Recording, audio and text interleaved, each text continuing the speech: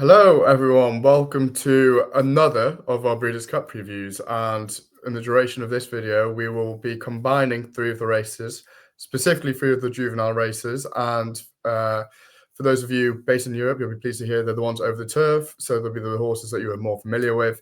For those of you in the US, maybe it's insightful to have a couple of Euros talking about their own horses that are making their way over the ponds to take on the creme of the American crop at 2 years old. So let's get straight into it. And the first race we're going to look at is the Juvenile Turf Sprint.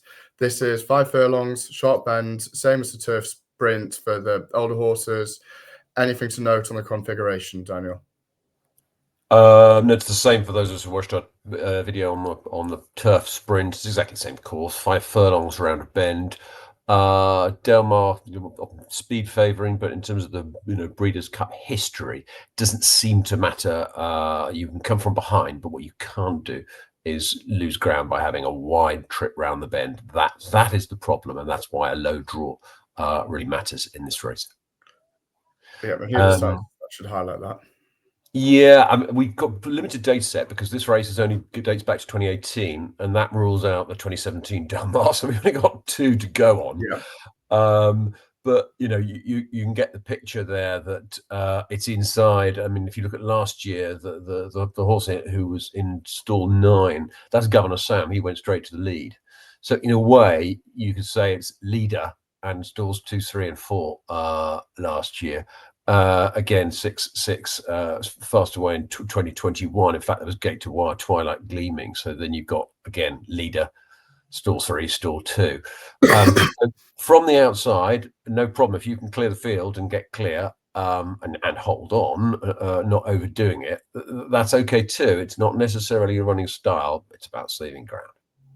Okay, let's find out which horses will be able to save ground. And crucially, Aidan O'Brien's hot favourite has not been drawn on the wider stall, but she is not far away from it, and that is True Love for Wayne Lawton. Christophe Soumillon is on Brussels. Just a quick note, Soumillon wouldn't be able to do the weight on True Love, hence he's on Brussels. It's not, or it's probably not, because they think Brussels has a better chance of winning. So True Love, 10-3, best price with the UK bookmaker, slightly shorter than she is predicted to go off on the money line.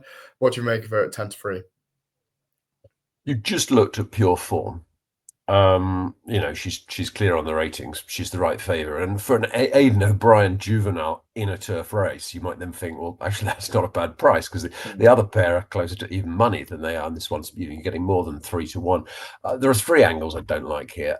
One is she hasn't drawn well.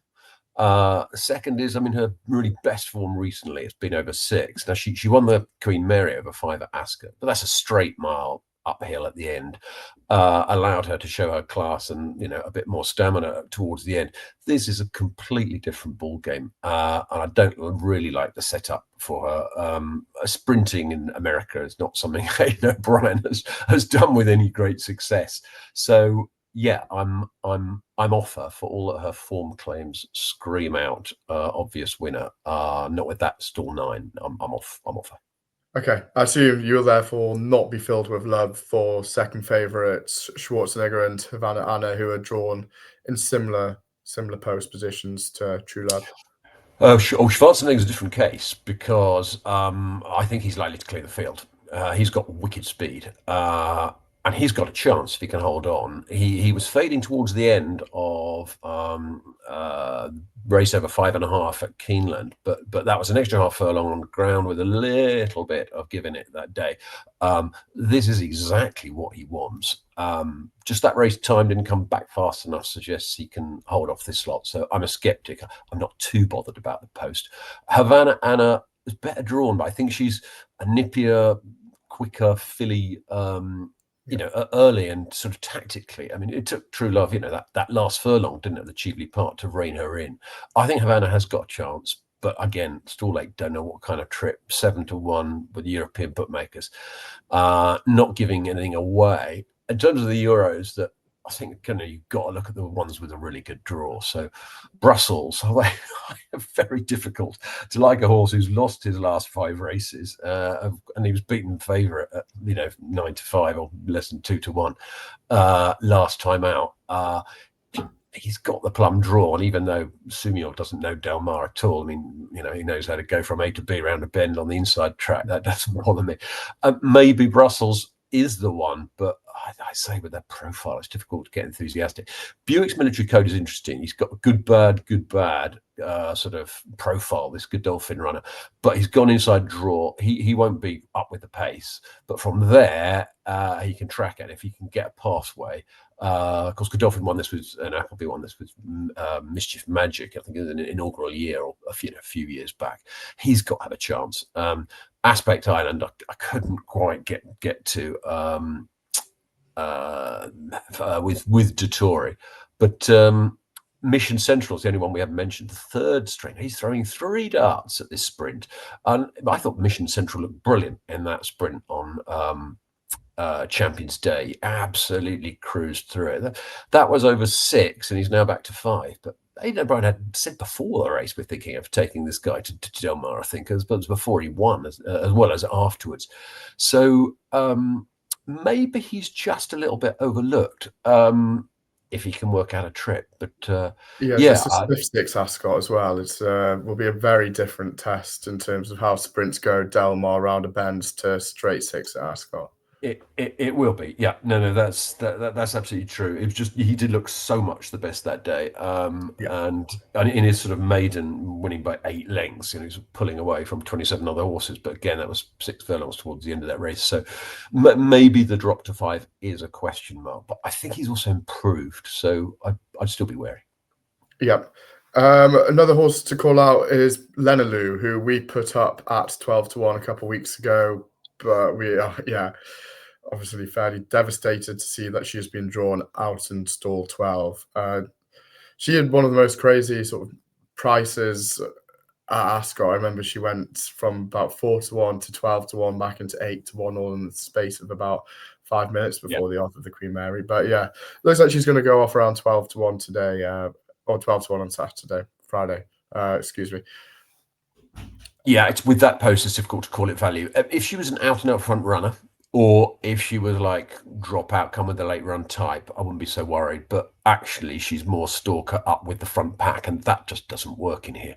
We plucked her out at 12-1, and for our followers and recommended as an anti-post bet. She came into sort of 8s and 7-1. She's gone right out again, and I don't really think she's value at 12. I mean, she must have a squeak, but she's never been beaten in the US around a bend. And she's last time out, it was a really fast time as well. This is a really good sprinter, and I don't think she should be judged on that Queen Mary 3rd to True Love over a stiff straight mile. This is a different ball game, but it just all went wrong with the post. Okay, so then any of the other outsiders that you're keen to mention before we move on? I think you should mention a couple of we haven't mentioned a couple of the Americans. Cy-Fair in 10 is a really fast horse, and you'll note interestingly the gulf there between what David Aragona on his morning line thinks she'll go off at 6-1 compared to the market European 12-1. That's long, probably because of the draw, but again, if she can work out a trip, and put it this way, I'd much rather back Cy-Fair at 12s than True Love next to her at 10-3. No question about that. Otherwise, Intricate Spirit with Rosario on board, 16-1. That's not bad. And she's never run 5 furlongs, but she's only been beaten once, 1-2-1 her figures. Really good winner of a Group 3 last time out. Reasonably drawn, might have a squeak. But Obliteration 5 for me is a throwout. He was on dirt. He hasn't improved for coming to turf, and he was closing on Schwarzenegger, but that was over a longer trip, and I don't think he'll get close to Schwarzenegger here, and I don't think Schwarzenegger's probably good enough to hold on, so he's a throwout. Only one I'd mention is the other really well-drawn one, which we haven't mentioned, is Royal Testament, who's an absolutely monster price over in Europe. I noticed on David Aragona, who made the morning line, then did a video of this race and picked out this as his chosen a winner of the race. Admittedly, going for a long shot himself, but I point that out. She wasn't really on, or he wasn't really on my radar, but it was just notable that Aragona, and a horse that he thinks the US public will choose at 15 to 1, he likes to win, and you can get 40 to 1 in Europe. If nothing else, that's a price surely going to shorten closer to the race. Well drawn, and ran well last time. Yeah, you'd expect so. Okay. Anyone else you want to mention before we move on? No, I think we covered the field there. I mean, this is one, it's sort of, what is it, six Europeans and 6 Americans. It's all set up quite, like a good battle, open sprint-ish, except it's a draw thing, and some of the ones that we really liked have gone outside. So it does seem to be the shorter prices are from store 7 onwards, and which is a bit of a shame, but alas, we'll keep your powder dry. This first race of the Breeders' Cup, there'll be plenty more to get your teeth stuck into after the Juvenile Turf Sprint, and one of those will be the Juvenile Fillies Turf. Can you talk us through the configuration here, and is there anything of note? No, pretty straightforward. The mile start the same as the mile on the Saturday, the Breeders' Cup mile, and the same for the Juvenile Turf. They've got a decent enough run up to the bend. 14-horse field. All the groans when Precise and Gestard drew wide. But if we look at the next slide and the actual data of what's happened at the last 3 Del Mars, you'll note on the right of the table, these are all 14 runner fields, right? This one's 13, almost full. But I mean, if you just look at the number of double-figure stalls horses have done well, it's pretty remarkable. So it's difficult to argue that a double-figure stall is a problem. And I was looking at that and thinking, but what about the horses out in the car park in 13 and 14? Maybe that's an extra level of badness. But then I've seen they're not come in the first 5, but then if you look at their prices over those 3 years, they wouldn't really be expected to finish. Most of them wouldn't be expected to finish anywhere near the first kind of 3 or 4 anyway. So I just don't see any bias. It's about class, and it's about getting a trip. You just have a little bit more complications working out an efficient trip if you're drawn wide, but equally perhaps less likely to get trapped. So I wouldn't worry too much about the draw. If you like Precise, looking at this data, you don't want to get too worried, do you? No, you wouldn't. And what price is she? She's currently best price 5 to 4 with UK bookmakers. Aidan O'Brien has been incredibly overly potentially effusive about this horse, saying that she's the best 2-year-old filly that he's ever had.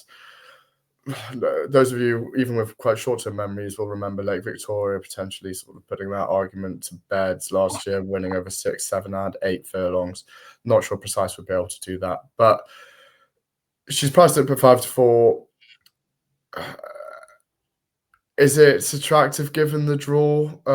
She probably is. Well, she almost definitely is a cut above on ratings and everything else in this field, but 5 to 4 still feels a little slim. Yeah, I mean, if you compare it to just on the issue of if she's Lake Victoria Mark II, I mean, Lake Victoria went off at 7 to 10 or something, is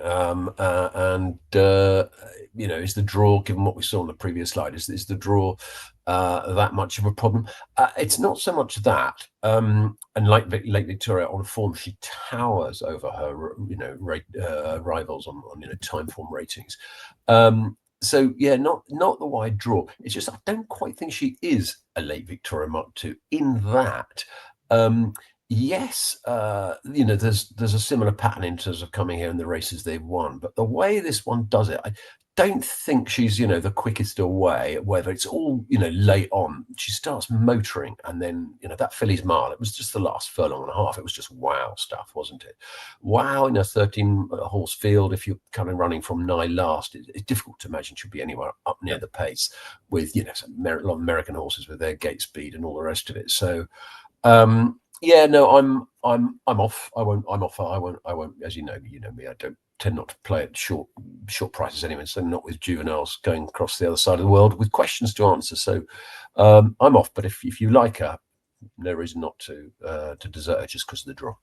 Okay. So is your attention therefore drawn towards Time to Dream, who is second in the betting at 7 to 1 currently?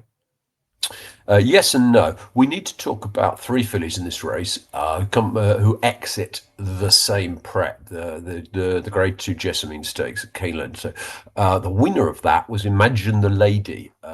What a daft name for a horse, but anyway, whatever. So coming out of stall 3, she won it. Time to Infinite Sky in post position 4 was second, and Time to Dream was third. So Time to Dream looked awfully short to me. She wowed everyone at Saratoga on her debut. She's Mike Rapoli. Obviously going to cost a lot of money, well bred, blah blah blah. And she did have trouble in the Jessamine. She just couldn't quite get a run in time. But Infinite Sky also had trouble, and she came out sort of close to the back, then was bumped, and then was dropped right out the back. She had to weave her way through the whole field. The fact that Time to the Dream, could only finish third when she did get out, I'm not rushing to the windows to back her at 7-1. I must say, I'd rather take the other two. In fact, to be honest, of the 3, I'd go with Infinite Sky, who this time drawn inside. Fine, well we know she'll come late, but there's no barrier to coming late in this run. But actually, the Americans, it's none of the 3 that I'd like. I like my anti-post bet for this, which is she's drawn the inside stall Ultimate Love. It comes from sort of slightly unconventional, or not unconventional, but lesser known US tracks into what she's done so far. But she's done it extremely well. She was an absolutely stunning winner last time out, something called the Salima Stakes, which I think previous winner of the Sharing won as well. 3 runs, 3 wins, all easy wins. Time figure was good. And it's a trainer, a guy called Trombetta, who rarely has, horses in races at this level. When he does, few occasions that he does, they run well. So I just thought Ultimate Love. I mean, she's coming from the 20-somethings that she was before. But as you can see, David Aragona makes a third in the betting here, and you're getting a mid-teen price. I just think she's far too long.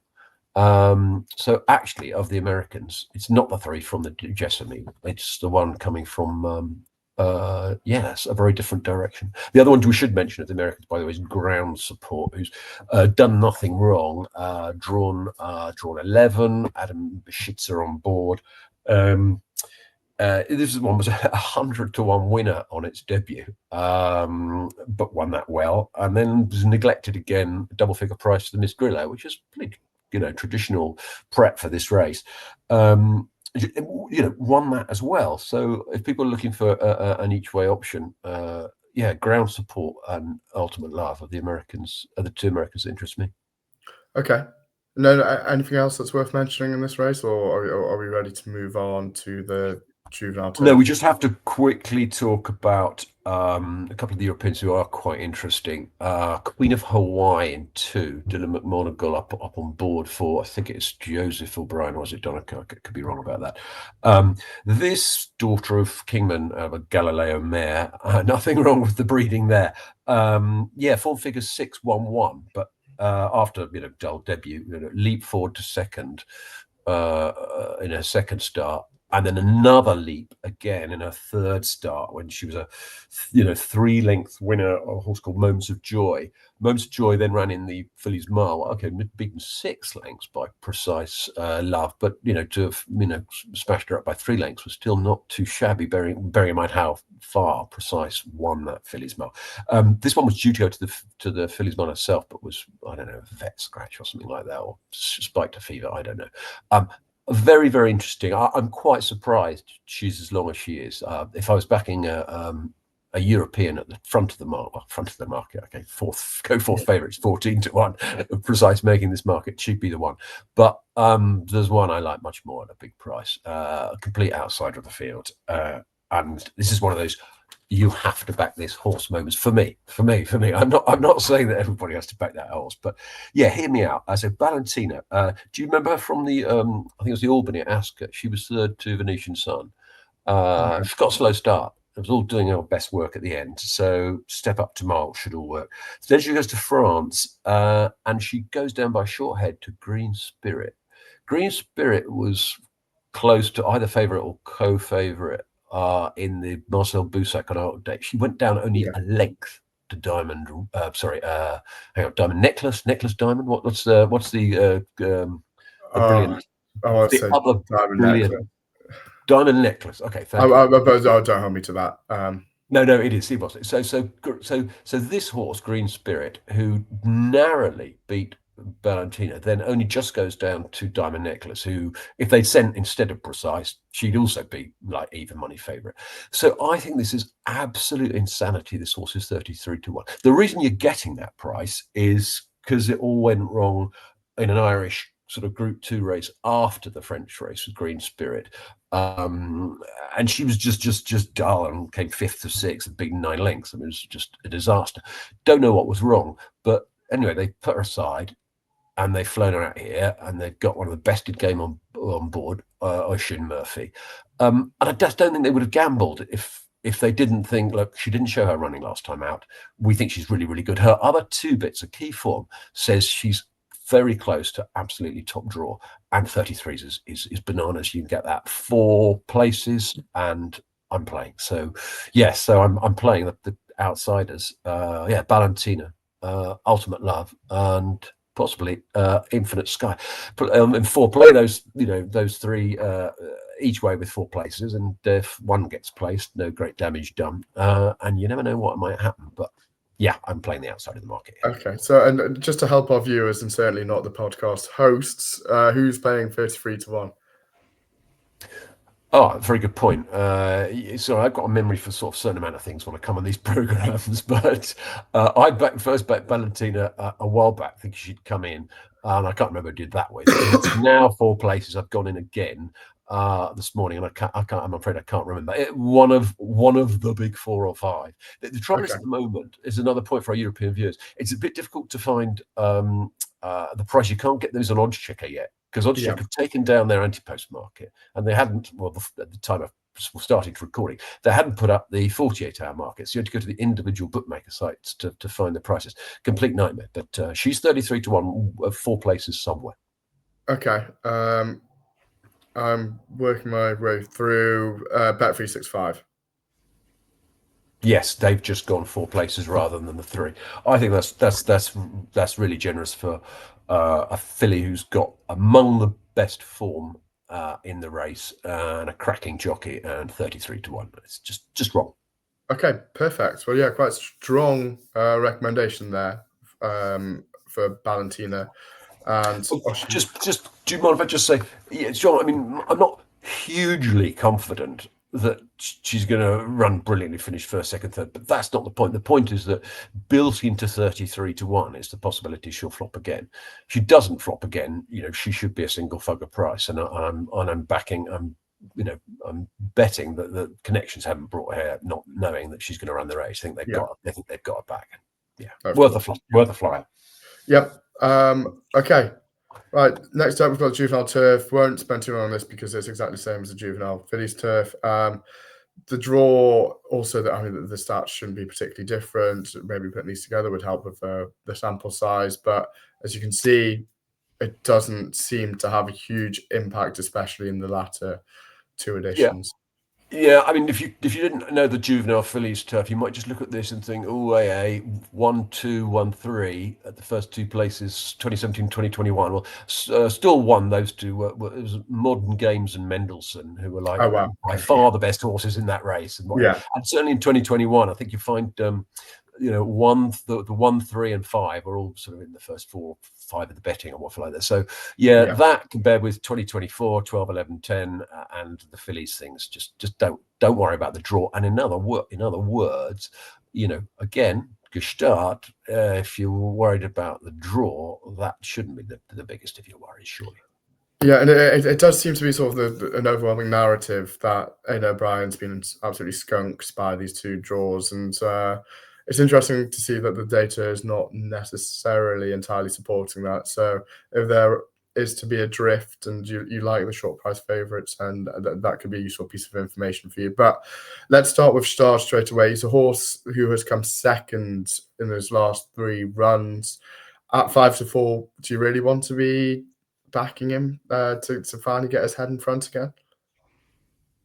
No, no. I think again, like Precise, he kind of towers over this lot on the ratings, and he's got kind of £10 in hand of every horse in the race, apart from our outfielder, who is a very left field entrant into this. We'll come to him later, but yeah, on the ratings, Gestard's got a real chance, but he's going up to a mile for the first time. He looked pretty keen to me and a lot of other people in the Dewhurst. He's lost his last, find a way to lost his last three. I think Aidan O'Brien said he hasn't got the rub of the green last three, but you know, when it starts adding up, you ask questions, don't you?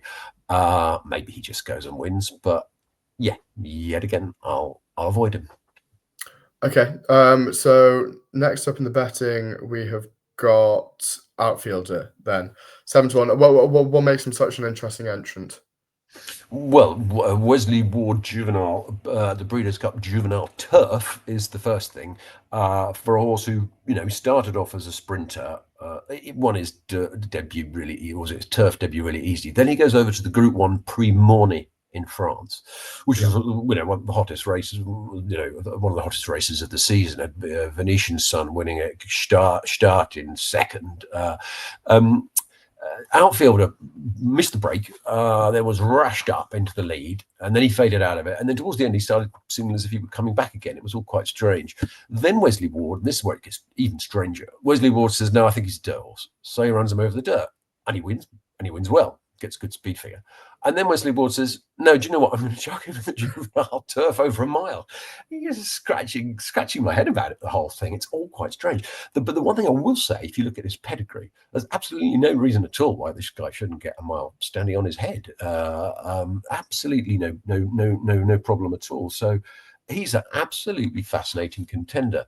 And I wonder what the strategy will be. Will they think, okay, we've got an inside draw, go to the lead, try and set decent, moderate-ish fraction, see how long we can hold on?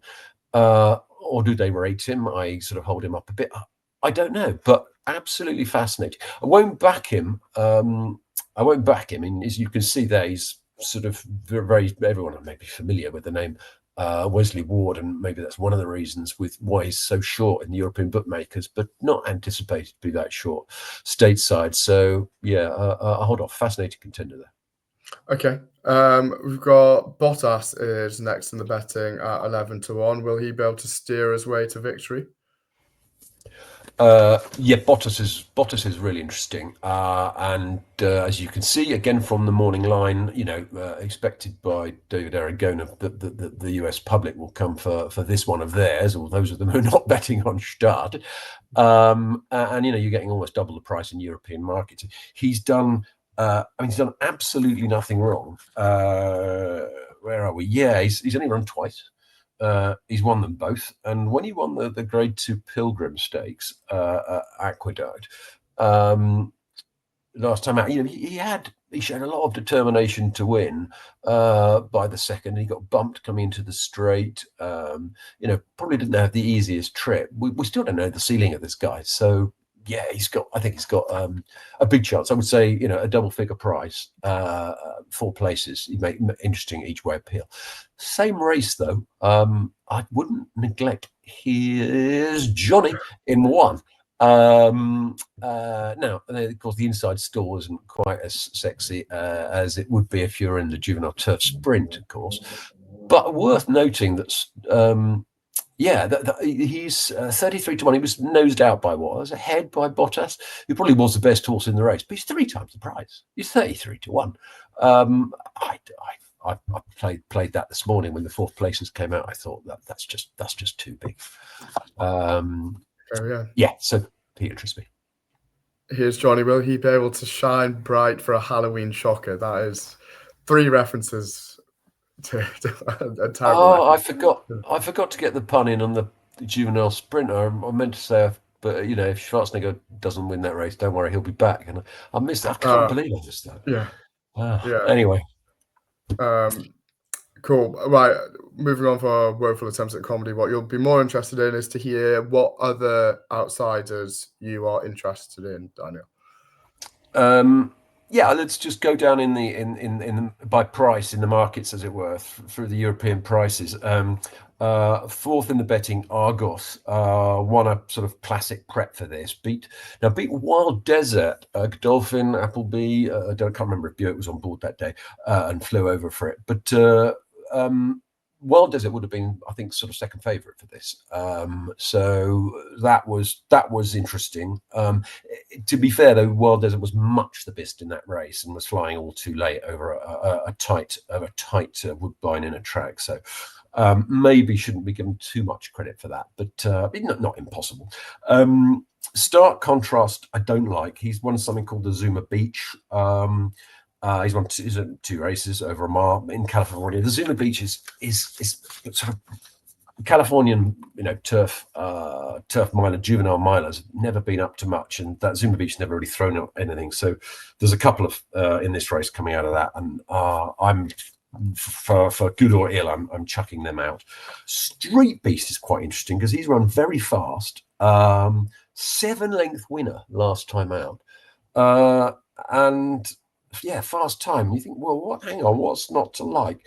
And you think, okay, that and his previous race were at Kentucky Downs, where as they say, turf form in Kentucky Downs stays in Kentucky Downs. It's quite idiosyncratic track, and might not be sensible to take that literally. It was probably a weak field, but still, he's what are we getting on Street Beast? Sorry, my eyes are failing. 20-1 UK. Yeah, okay. And again, sorry, I've just seen. You see, that's double what the Americans think he'll be. I think he will be backed off that. So one for perhaps the trading punter, perhaps. Hey Nay Nay is difficult to throw out in stall 13, also badly drawn. He's won his 3 races. 2 sprints, 2 5-furlong sprints, and he went up to a mile last time, and he won a Group 3 at Del Mar. Now that's over this track. Again, I'm a bit iffy about what was in that South California turf form, but again, I'm just pointing out the disparity. But he'll be back, this guy, by the Americans, and double the price in the European market. So that's not uninteresting. The only other thing we should mention are the Euros we haven't mentioned. Ardisio, this is the weirdest thing ever, and coming out of stall 10. Oisin Murphy on board for Hugo Palmer. Do you know how many times Ardisio has raced this season? 11. He's had 11 races. Yeah, wow. It is a case of wow. The Americans can't believe this because, generally they like sort of 3 or 4 weeks minimum between races, and to run a juvenile 11 times and send him over the other side of the world for his 12th, why not? But it gets yet stranger with Ardisio because 6 runs were over 5 furlongs and 5 runs were over 6 furlongs. So he never ran over a mile. He was staying on, I think it was in that listed race that Brussels won on Champions Day, wasn't it? He was staying on in that.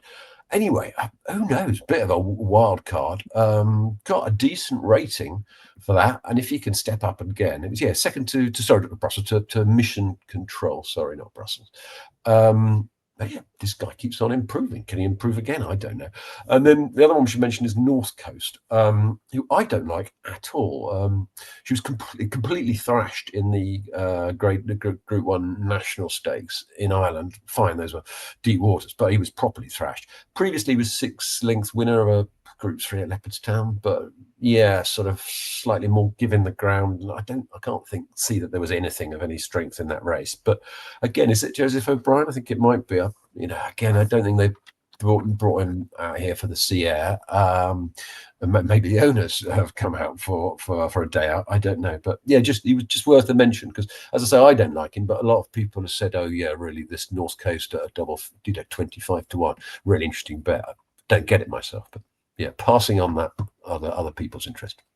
Okay, cool. And anything else?